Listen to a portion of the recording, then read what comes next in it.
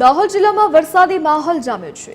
દાનપુર, ફતેપુરા સહિતના વિસ્તારોમાં વરસાદ વરસ્યો। દેવગઢ, બારિયા, દાહોદ, સંજેલીમાં વરસાદી માહોલ છવાયો। નીચાણવાળા વિસ્તારોમાં પાણી ભરાતા લોકોને હાલાકી પડી રહી છે। દાનપુર અને ફતેપુરામાં ધોધમાર વરસાદ વરસતા ડાંગરના પાકને ફાયદો થશે।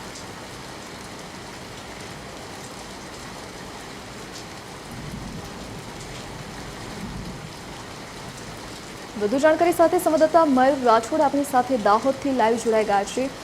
જી મયુર, અત્યારે રાજ્યમાં વરસાદી માહોલ જામ્યો છે, ત્યારે દાહોદમાં વરસાદની શું સ્થિતિ જોવા મળી રહી છે? કયા કયા વિસ્તારોમાં પાણી ભરાવાની સમસ્યા સર્જાઈ છે?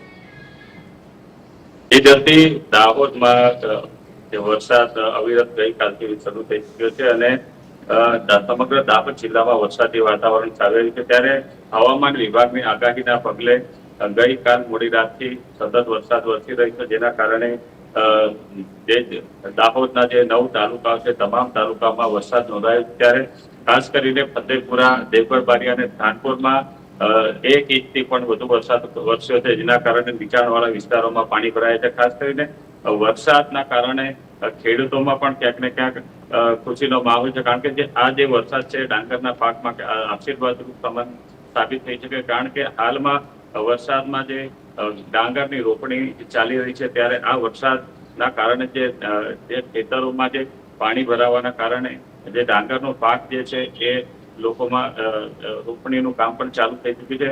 ખાસ કરીને વરસાદની વાત કરીએ તો જે શહેરી વિસ્તાર છે દાહોદ શહેરમાં અવિરત વરસાદ વરસી રહ્યો છે, જેના કારણે જે ગટરો છે છલકાઈ રહી છે અને જેના કારણે જે રાહદારીઓ છે તેમને પણ મુશ્કેલીનો સામનો કરવો પડ્યો છે। ખાસ કરીને જે વાહન ચાલકો છે એ રોડ પર ભારે પાણી ભરાવાના કારણે તેમને પણ ક્યાંક ને ક્યાંક હાલાકી વેઠવાનો વાર આવ્યો છે। ત્યારે તંત્ર પણ આ તમામ મામલે જે કામગીરી કરી રહ્યું છે અને જે પાણી જ્યાં નીચાણવાળા વિસ્તારોમાં પાણી ભરાય છે ત્યાં નિકાલની કામગીરી હાલ તંત્ર દ્વારા કરવામાં આવી રહી છે।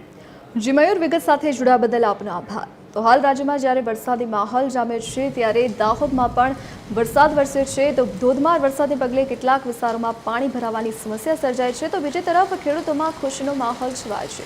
ડાંગરનો જે પાક છે તેમાં ફાયદો થવાની આશા ખેડૂતો સેવી રહ્યા છે।